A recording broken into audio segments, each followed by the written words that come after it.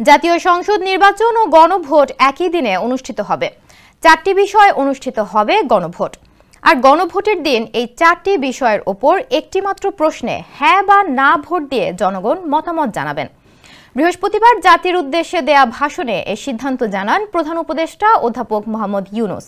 তবে গণভোটে বিএনপির ভিন্ন মতের বিষয়গুলো হ্যাঁ ভোটে পাশ হলেও তার পরবর্তী সরকারের জন্য তেমন কোনো চ্যালেঞ্জ তৈরি করবে না বলে অভিমত ব্যক্ত করেছেন লেখক এবং দক্ষিণ এশিয়া বিষয়ক গবেষক আলতাফ পারভেজ।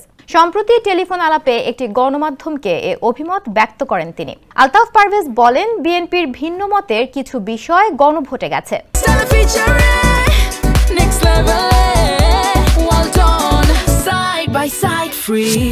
সেখানে যদি হ্যাঁ জয়যুক্ত হয় এবং সংসদে বিএনপি 2/3 আসন পায়, তখন বিএনপি চাইলে তো নতুন করে সংবিধান সংশোধনেরও উদ্যোগ নিতে পারে। পাশাপাশি ভূমিধস বিজয় অর্জন করলে উচ্চকক্ষেও বিএনপি বা যে কোনো একটি দল সংখ্যাগরিষ্ঠতা পেতে পারে।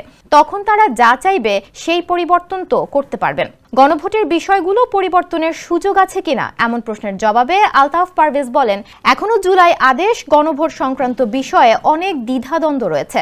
কোনো দলকে ভোট দিয়ে বিজয়ী করা মানেও জনগণ তাকে ম্যান্ডেট দিল।